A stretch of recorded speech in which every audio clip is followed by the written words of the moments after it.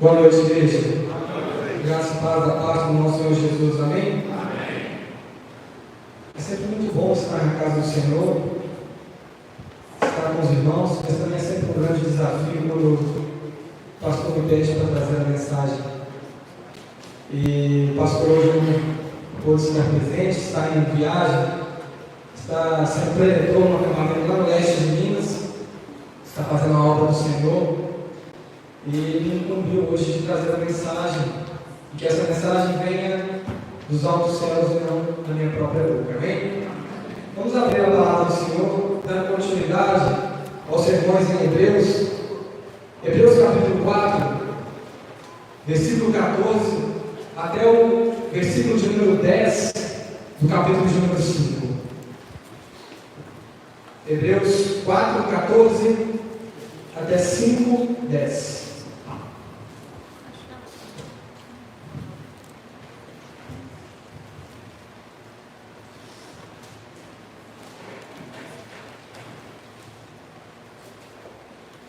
Eu farei a leitura, os irmãos acompanhem.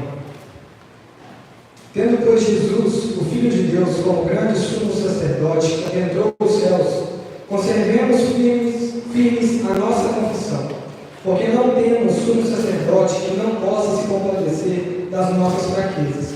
Pelo contrário, ele foi tentado em todas as coisas, à nossa semelhança, mas sem pecado. Portanto, aproximemo-nos do trono da graça com confiança, a fim de recebermos misericórdia e encontrarmos graça para ajuda em momento oportuno.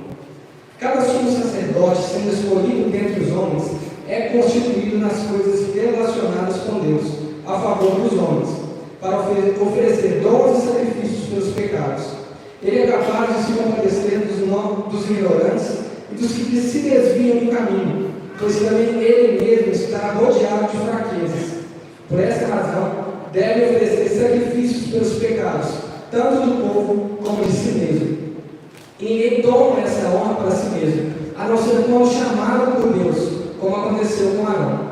Assim também Cristo não glorificou a si mesmo, para se tornar sumo sacerdote, mas quem o glorificou foi aquele que lhe disse: você é meu filho, hoje eu gerei você. E em outro lugar também diz: você é sacerdote para sempre, segundo a ordem de Melquisedeque. Ele, Jesus, nos dias da sua carne, tendo oferecido, com forte clamor e lágrimas, orações e súplicas a quem o podia livrar da morte, foi ouvido por causa da sua reverência. Embora esse filho aprendeu a obediência pelas coisas que sofreu, e tendo sido aperfeiçoado, tornou-se o autor da salvação eterna para todos os que lhe obedecem. E Deus o nomeou sumo sacerdote segundo a ordem de Melquisedeque. Amém. Meus irmãos, o autor de Hebreus está escrevendo para um público judeu, convertido ao cristianismo. E ele vai reafirmar a autoridade de Cristo acima dos elementos do passado hebreu, como revelações trazidas pelos profetas, pelos anjos que eram mensageiros de Deus, por aqueles grandes líderes do passado, como Moisés e Josué. Nós, inclusive, hoje cantamos Vem com Josué, lutar em Jericó. Mas Jesus também é maior que todos esses elementos, inclusive os elementos religiosos, sendo o sacerdócio, o sacrifício e o templo. Nós temos ouvido pregações a respeito dessa superioridade de Cristo. No capítulo 1 de Hebreus, começamos a carta ouvindo o autor dizer que Jesus é a maior revelação que Deus trouxe à humanidade. Jesus é a maior revelação à humanidade. Ele é o esplendor da glória do Pai. Ele é a palavra de Deus encarnada por meio de quem Deus nos fala agora. E ainda no capítulo 1 e uma parte do capítulo 2, vimos como ele é superior aos anjos, como ele é maior do que os anjos, desfrutando de um relacionamento com Deus que os anjos não desfrutam, um relacionamento exclusivo de pai para filho. Ainda no capítulo 2 nós vimos que Jesus é o sacerdote misericordioso e fiel. O sacerdócio de Jesus vai dominar o conteúdo da carta de Hebreus, pelos próximos capítulos. Nós veremos essa atitude de Cristo como sacerdote. E ele preparou, o autor prepara o terreno ao escrever essa carta dizendo que Jesus é maior do que Moisés, no capítulo 3, e maior que Josué, na primeira metade do capítulo 4. Josué que leva o seu povo a adentrar a terra prometida. Jesus é maior, porque levará o seu povo a adentrar ao lar celestial. Essa carta, a carta de Hebreus, meus irmãos, é conhecida como o quinto evangelho. Por quê? Porque os 4 primeiros evangelhos, eles vêm para se dedicar a narrar a história de Cristo no seu ministério terreno, enquanto Jesus ainda estava aqui na terra. E Hebreus vai narrar a respeito do ministério celestial de Jesus. Se os 4 primeiros evangelhos contam aquilo que Jesus começou a fazer e concluiu em sua morte e ressurreição, Hebreus vai narrar o que Jesus continua fazendo como nosso supremo sumo sacerdote lá nos céus. Assim, continuando a temática, meus irmãos, desta carta, Jesus como Filho de Deus, hoje nós vamos ver como o sacerdote da ordem superior é Cristo Jesus. Como Jesus Cristo é esse sacerdote de ordem superior. Meus irmãos, lá em Êxodo, capítulo 28, os irmãos vão se lembrar comigo, de quando Arão foi escolhido por Deus para ser o sumo sacerdote, o primeiro sumo sacerdote, para ser a voz de Deus entre Deus e o povo. E essa foi uma escolha de cunho exclusivo de Deus. Deus ele não convoca uma assembleia e chama o povo para decidir quem ia ser o sacerdote. Ele não chama os conselhos para vamos aqui reunidos, aqueles representantes de cada tribo, e vamos escolher quem vai ser o sumo sacerdote. Ele mesmo escolhe. Nem mesmo o próprio Moisés tem qualquer participação na escolha.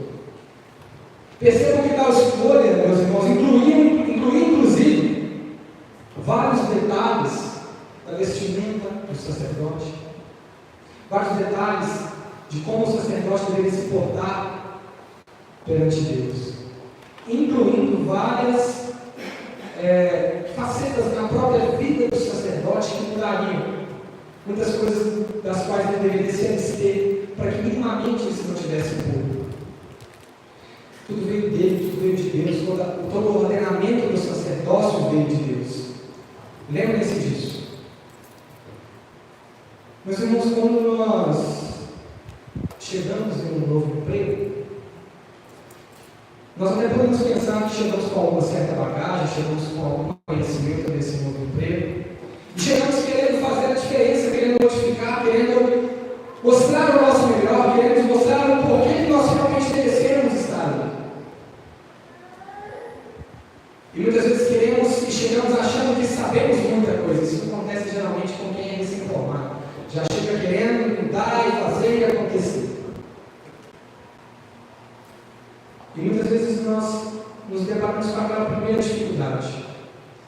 E percebemos que sem ajuda nós não vamos conseguir superar.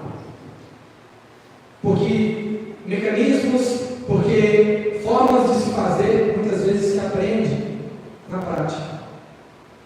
O conteúdo é extremamente importante, mas a prática traz um aperfeiçoamento. E nós nos deparamos com situações em que precisaremos de ajuda. Mas eu me lembro quando eu comecei a trabalhar e eu estava buscando entender como todo aquele mecanismo funcionava, do setor que eu estava inserido, como que aqueles processos funcionavam. E em vários momentos eu precisei de ajuda, eu precisei perguntar como é que faz isso aqui, como é que funciona isso aqui. Precisei de explicação para entender melhor. Até para entender como aqueles processos convergiam e geravam um possível relatório. E às vezes quando a gente se vê numa situação dessas, de precisar da ajuda de alguém, pode ser desconfortante. Precisar da ajuda de pessoas pode ser uma situação que não é tão fácil para nós. Principalmente quando quem está ou quando a ajuda que nós precisamos é de alguém que não está muito disposto a nos ajudar. Você então se vê impotente frente àquela situação. Você se vê necessitado de buscar um melhor entendimento, de buscar uma melhor compreensão e precisa de ajuda para cumprir alguma determinada tarefa. Já percebeu o quanto nós realmente temos dificuldade de pedir ajuda? Mesmo nós tendo declarado que aceitamos, ou melhor dizendo, que confiamos em Cristo, e que recebemos Cristo como nosso único Salvador, nós temos dificuldade de entender que precisamos de ajuda, que precisamos do outro. Mas isso é necessário, meus irmãos. Em algum momento das nossas vidas nós dependeremos de alguém, seja em pequenas coisas, ou seja nas grandes coisas. Queridos, o texto que nós vemos de Hebreus relata sobre alguém que nos ajuda, que nos auxilia, mas não em empreender alguma tarefa, mas em uma esfera, em um nível que você e eu jamais poderíamos nos ajudar. Que você e eu, mesmo que nós busquemos incessantemente, jamais conseguimos nos alcançar. Ele nos ajuda tão profundamente que essa ajuda nós não podemos deixar de lado. Nós precisamos dela desesperadamente. E essa ajuda, ela vem de Cristo Jesus. Cristo, por ser aquele que jamais pecou, por nunca ter precisado de ajuda para se chegar até o Pai, Ele vem para nós, para nos ajudar em nossas fraquezas. Ele vem para nos ajudar a alcançar aquilo que nós não podemos por nós mesmos. Porque Ele é o sacerdote supremo. Ele é o escolhido de Deus para a remissão dos nossos pecados. Mas então, como Cristo demonstra ser esse sacerdote de ordem superior, nós veremos 3 elementos que nos ajudarão a compreender melhor e ter uma maior clareza do ofício sacerdotal exercido por Cristo. E o primeiro deles é quando ele demonstra isso fazendo com que nós nos aproximemos de Deus. O autor de Hebreus, a partir já do versículo 14, ele entra no texto falando que nós precisamos de Cristo para nos aproximar de Deus. Ele vai continuar pedindo que esses irmãos daquela igreja sejam perseverantes quanto à decisão que tomaram junto a Cristo. Essa carta, meus irmãos, é escrita em meio a uma perseguição que estava sofrendo a igreja. Uma perseguição que muitos daqueles irmãos que eles estavam já estavam desistindo de caminhar com Cristo. Já estavam querendo voltar para o judaísmo, porque essa perseguição estava lhes causando diversas consequências. Inclusive a perda da própria casa deles, terem que sair refugiados. Mas o autor da carta vem afirmar que Jesus, como grande sacerdote, adentrou aos céus, tornando-se o único caminho que nos faz alcançar o trono de Deus. Mas percebam que isso já é suficiente. Porque mesmo que passemos por dificuldades nessa terra, mesmo que nós percamos as nossas esperanças e as nossas casas, percamos nossa família, percamos tudo que nós temos nessa terra, a nossa esperança se encontra em Deus e se encontra de termos morar na terra. Isso é muito importante sobre o ofício sacerdotal de Cristo. O autor está colocando Jesus em distinção dos demais sacerdotes. Porque Jesus, como sacerdote, ele habita nos céus. Ele é diferente dos sacerdotes humanos. Ele está junto ao trono da graça de Deus. E apenas isso já era suficiente para animar o coração daqueles irmãos que ele estava. Porém, o autor ele não para por aqui. E vai continuar seu argumento no versículo de número 15, dizendo que nós podemos confiar na representação de Jesus por nós, porque ele experimentou a nossa fraqueza. Meus irmãos, algum de vocês é capaz de dizer hoje que não tem fraqueza nenhuma? Que você é forte o suficiente para você chegar sozinho ao trono da graça de Deus? De bater no peito, eu sou forte, se eu quiser aqui agora, não pego mais. Nenhum de nós é capaz de dizer isso. Nenhum de nós, por nossas forças, é capaz de dizer que possamos não pecar jamais, ou que possamos nos achegar ao trono da graça de Deus. Seria uma insensatez da nossa parte afirmar que amanhã falácia. Seria de fato uma falácia, uma mentira. Porque todos nós somos pecadores, somos falhos, carecemos da misericórdia de Deus. Todos nós nos afastamos de Deus e por nós mesmos não podemos nos achegar a Ele. Por contrário, meus irmãos, não era necessário que Cristo viesse. Não era necessário que Cristo morresse por nós. Não era necessário que Ele se fizesse pecado por nós. Não era necessário que Ele redimisse os pecados da humanidade em nosso lugar. Mesmo Ele não tendo pecado algum. Ele foi tentado à nossa semelhança. Ele não pecou jamais. Ele passou, meus irmãos, pelos mesmos desejos, pelas mesmas vontades, pelos mesmos sentimentos que nós passamos. Jesus estava inserido na sociedade assim como nós estamos. Jesus tinha sua vida cotidiana, seus problemas particulares e pessoais, assim como nós temos.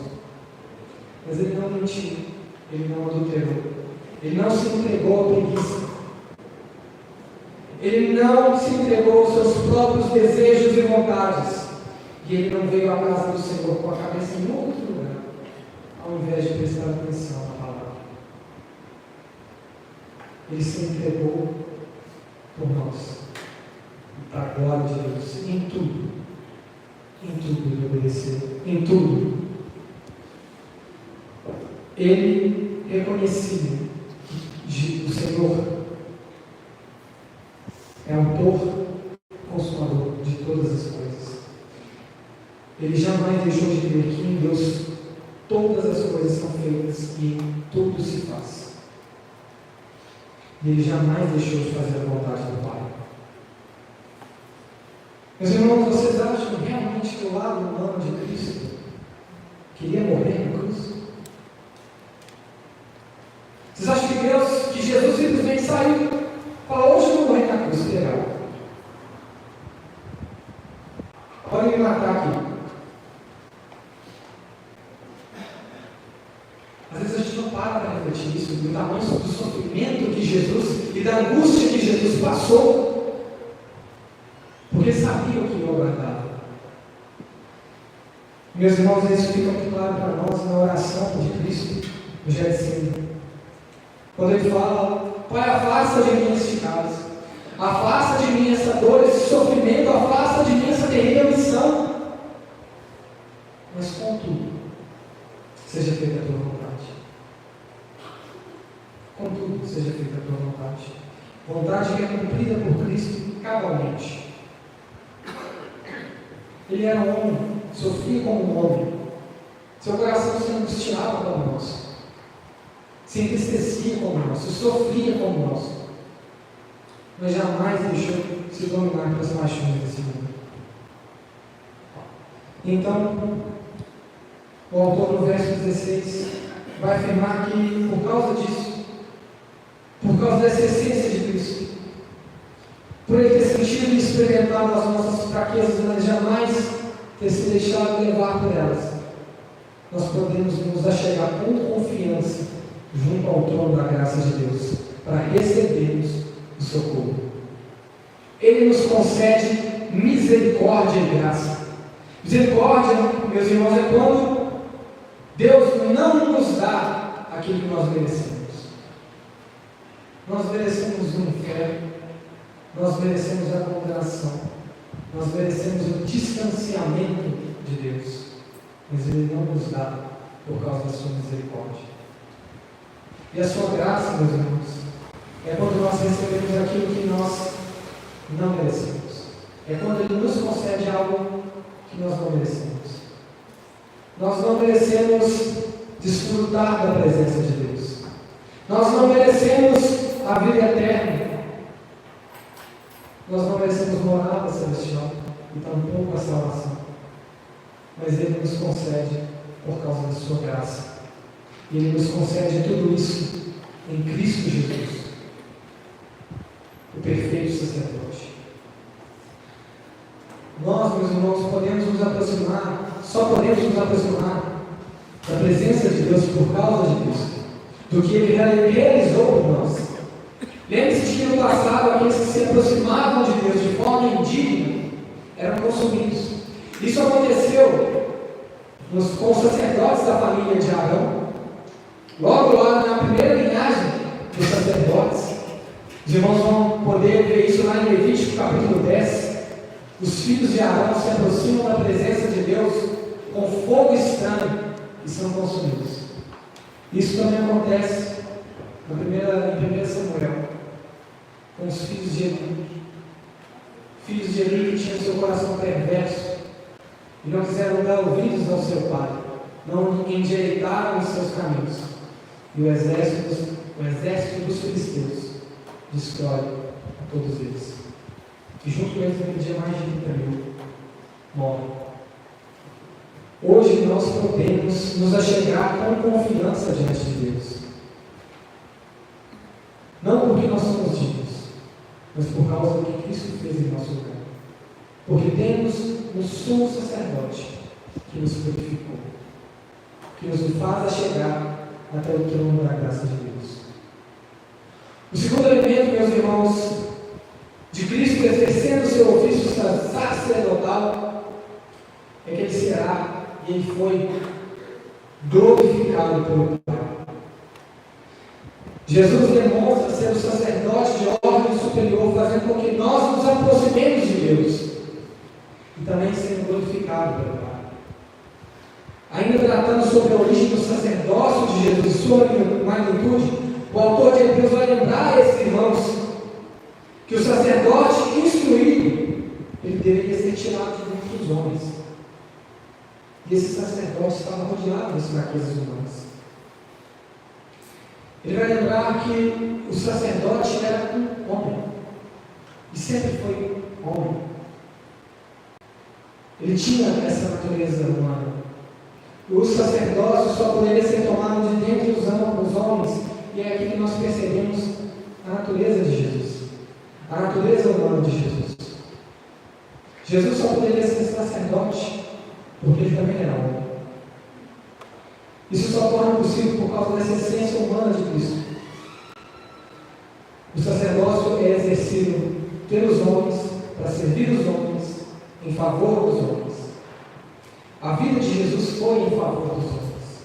O ministério de Jesus, enquanto esteve na terra, foi socorrer os pecadores, foi curar os enfermos, restaurar a vida aos aflitos e ressuscitar os mortos.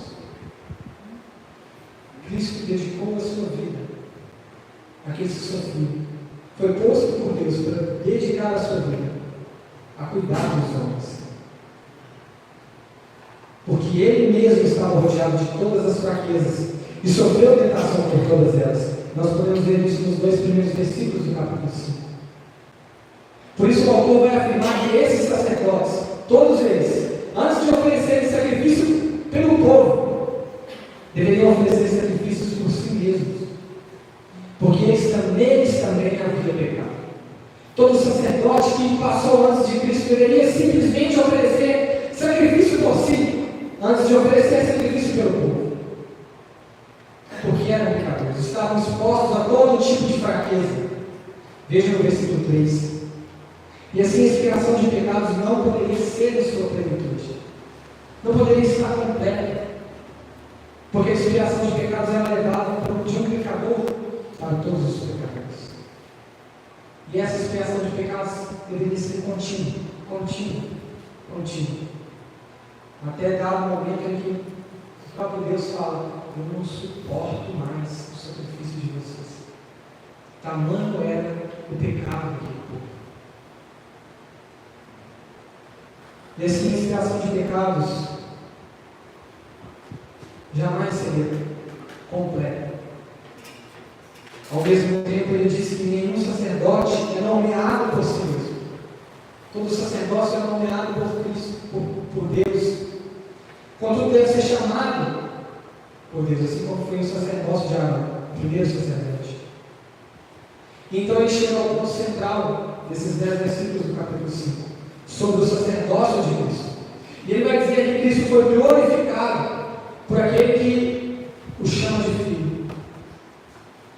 Quando João Batista batiza Jesus, Jesus, ao sair das águas, o céu se abre, e todos ouvem uma voz: este é o meu filho amado, em quem me comprazo. Jesus oficia o seu sacerdócio como filho, como aquele que recebe do Pai toda a autoridade para fazê-lo. Assim como o sacerdócio era passado de pai para filho, Deus institui o sacerdócio em Cristo Jesus. E Cristo Jesus exerce o sacerdócio, sendo Ele homem e sendo também Deus. Amados, percebam a magnitude do exercício desse ofício por Jesus, porque foi o próprio Deus exercendo este ofício para nos redimir dos nossos pecados. Deus se fez carne, se fez homem para redimir os nossos pecados. E através de Jesus foi exercido o sacerdócio final, aquele que foi instituído para tal ofício. Na sequência, o autor aponta para Melquisedeque, um sacerdote que também não era da tribo de Levi. Os irmãos vão se lembrar que o sacerdócio ele era dentro da tribo de Levi, somente os levitas eram sacerdotes. Contudo, ele aponta aqui para Melquisedeque, porque Melquisedeque não era da tribo de Levi. Melquisedeque, assim como Cristo, era da tribo de Judá. E ele faz esse paralelo. E o autor vai gastar mais alguns argumentos para fazer esse paralelo entre esses dois sacerdócios exercidos mais à frente. Lá no capítulo 7, ele vai detalhar essa questão para nós. E nós ainda veremos isso.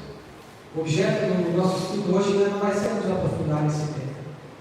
Mas o ponto dele aqui é enfatizar que o sacerdócio de Cristo é superior, porque ele tem a aprovação do Pai, porque ele foi chamado de forma especial, antes mesmo que o sacerdócio fosse estabelecido.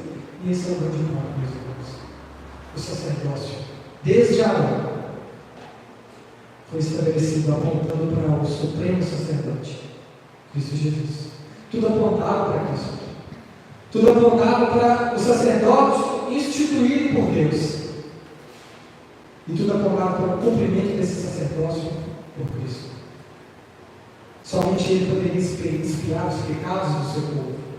Somente Ele poderia nos libertar das amarras do pecado. Porque mesmo tendo enfrentado todas as tentações, mesmo tendo enfrentado todos os problemas, todas as dificuldades, nele não havia pecado. Nele não havia pecado. Jesus então recebe do Pai toda a autoridade.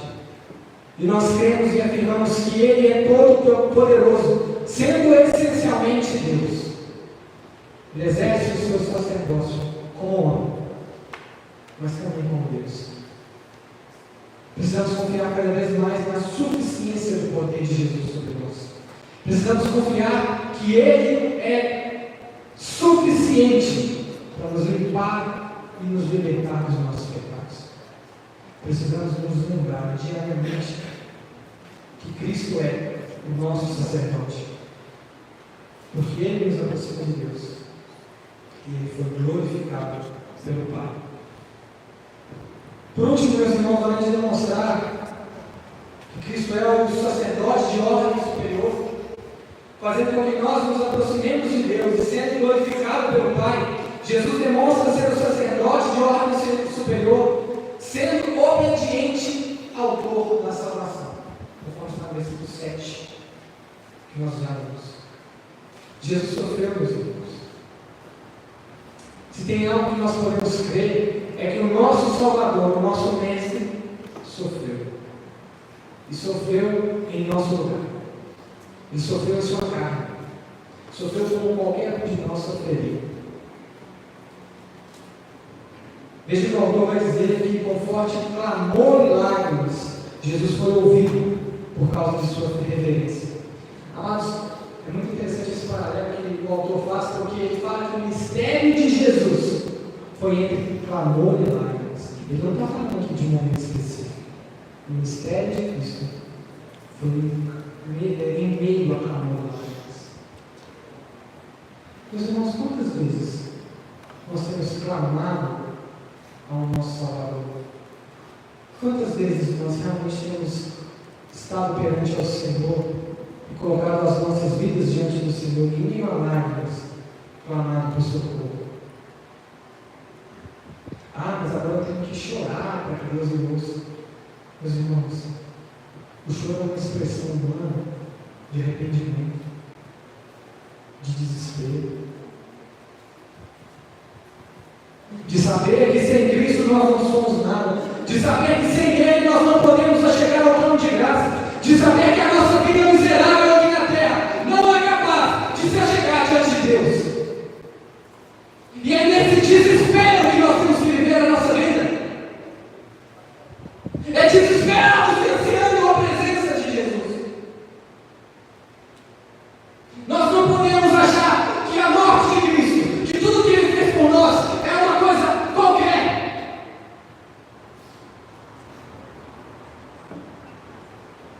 Ele aceitou passar por tudo isso. E com lágrimas, Ele clama ao seu Pai. Ele aceitou e abraçou a sua cruz obediente. Jesus não questionou o Pai. Ele não questionou o que o Pai estava fazendo. Ele aceitou. Mas ele orou e pediu que o Pai o livrasse. Ele orou em meio ao seu desespero, em meio à sua dor, em meio a tamanha angústia. Ele orou, mas entregou a sua vida para fazer a vontade do Pai. Entregou a sua vida à morte. Mas isso, meus irmãos, era mais um sinal de obediência. Aquele clamor que Jesus faz no Getsemane é mais um sinal de obediência.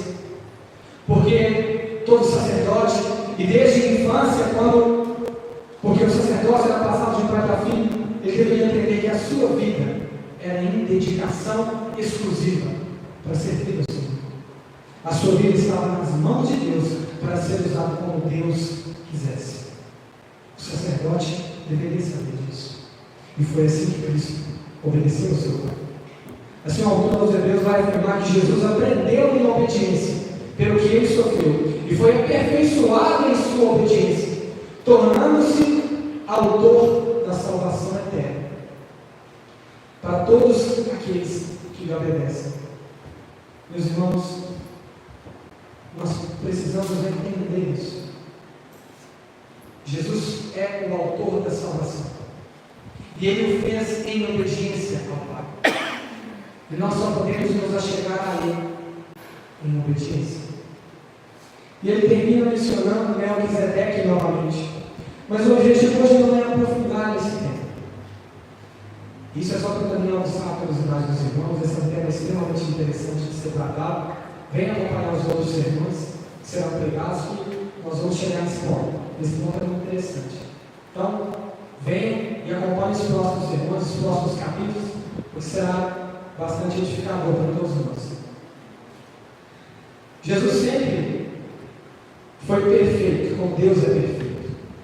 Ele era perfeito em toda a sua glória e majestade. E ao abrir mão dessa glória celestial e descer, o Filho Divino experimenta um estado de humilhação, experimenta um estado de fraqueza, de dor, de miséria, de fome. E ele passa por tudo isso em obediência. E ele aprende a obediência praticando a obediência. Praticando a obediência. É assim que nós precisamos viver as nossas vidas. Praticando a obediência. Ninguém aqui espera, meus irmãos, nem o próprio Deus espera que saiamos todos daqui 100% obedientes e daqui para frente ninguém mais vai desobedecer a Deus e vamos cumprir 100% das suas ordens. Nós somos pecadores. Mas nós só aprenderemos a nos achegar a Deus praticando a obediência. E Ele, sendo nosso sumo sacerdote, nos deu o seu maior exemplo de obediência, ao se entregar em favor dos homens para a glória do Pai. Esse é o nosso sumo sacerdote, meus irmãos. Por isso nós devemos nos alegrar. O nosso coração deve se encher de alegria, porque nós temos um sumo sacerdote capaz de expiar os nossos pecados. Aquele em que depositamos toda a nossa confiança para que nos purifique perante o Pai. E ao levar essa obediência ao limite final de dar a sua própria vida, Ele é aperfeiçoado ou glorificado com o corpo ressurreto, se torna o autor e o consumador da nossa salvação. Jesus já ressurreto, após passar por todo aquele percalço que Ele passa, por todo aquele sofrimento, tendo seu corpo glorificado, se torna então o autor e o consumador da nossa fé. Amado, só a salvação por meio de Jesus. Só Ele pode ser o autor da nossa salvação.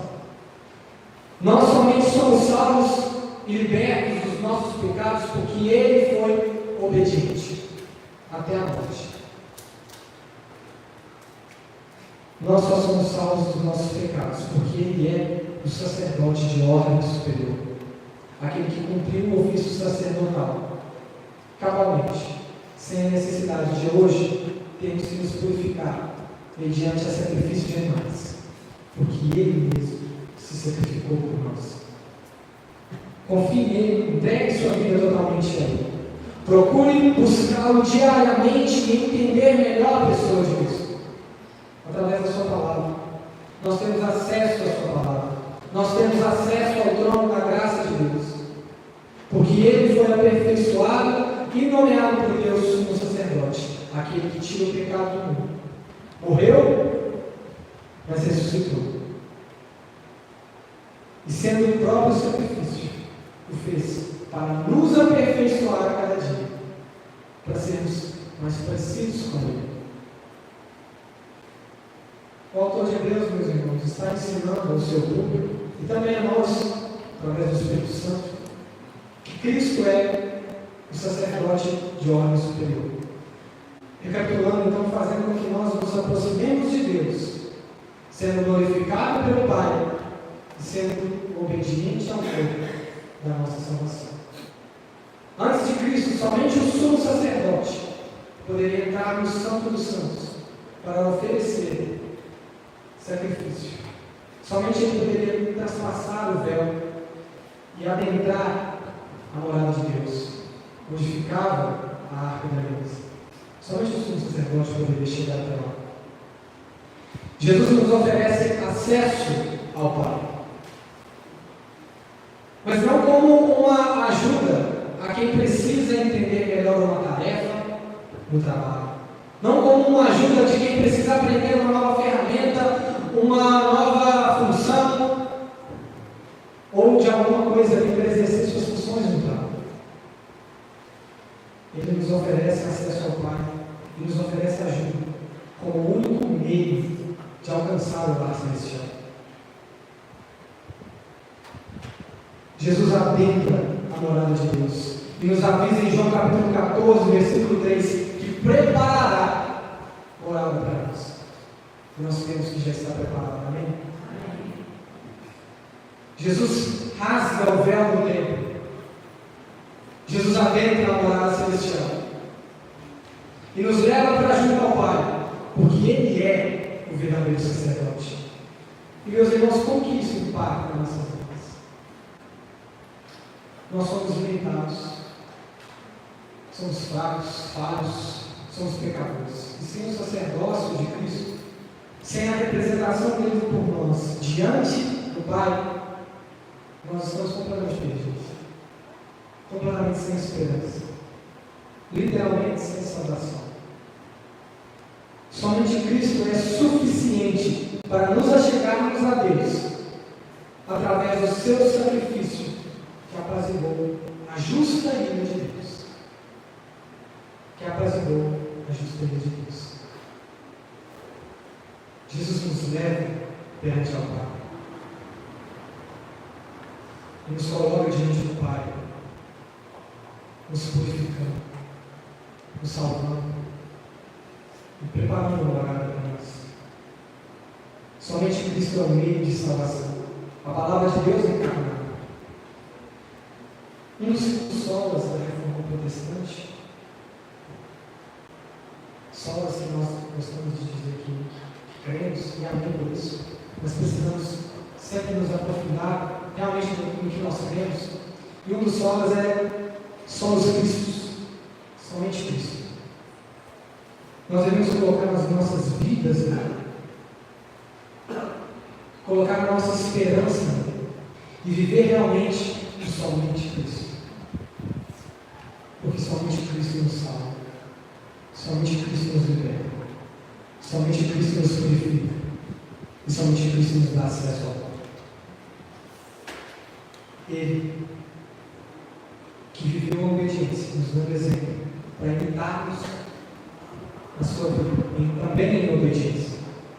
Pois carregamos conosco o Espírito Santo de Deus, que é a marca nossa da obra que Cristo realizou na cruz, da obra final do sacerdócio de Cristo em nossos corações.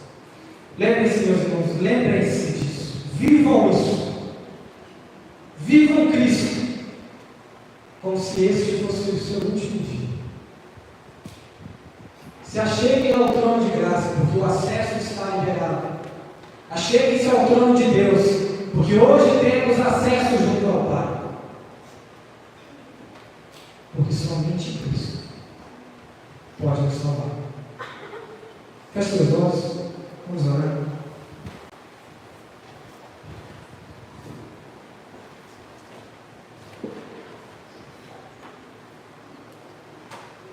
Pai, nós clamamos o teu santo nome, Deus.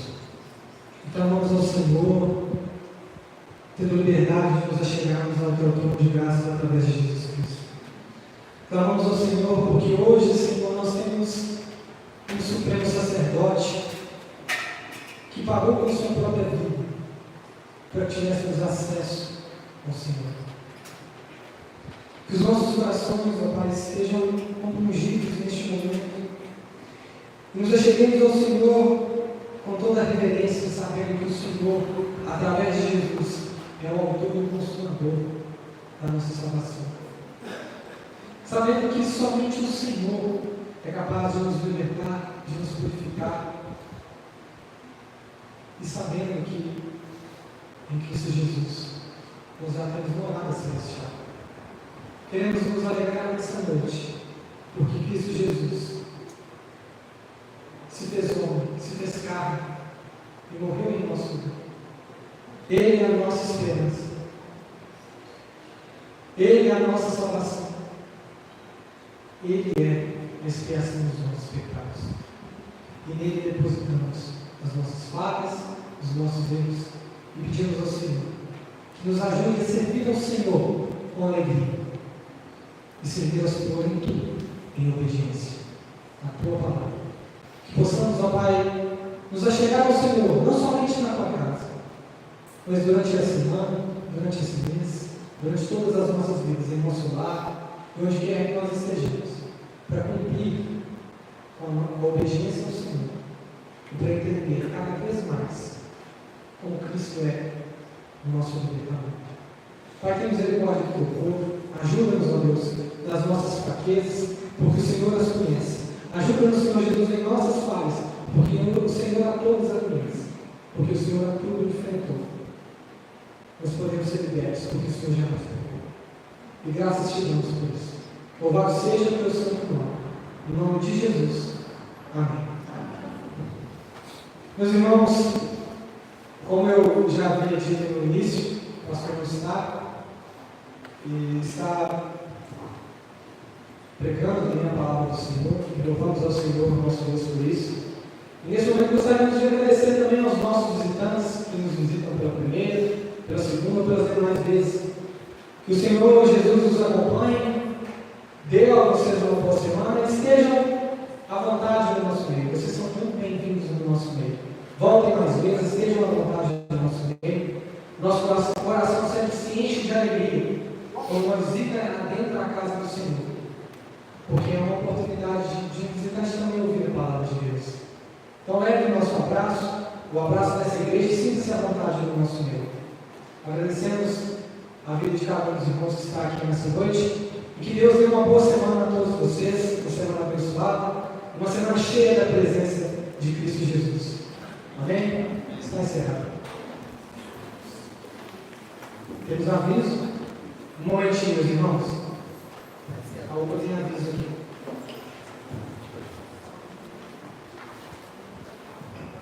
Boa noite, irmãos. Estou para avisar que sábado que vem, dia 27, às 6h30, tem culto de abertura da UPA e festa das cores.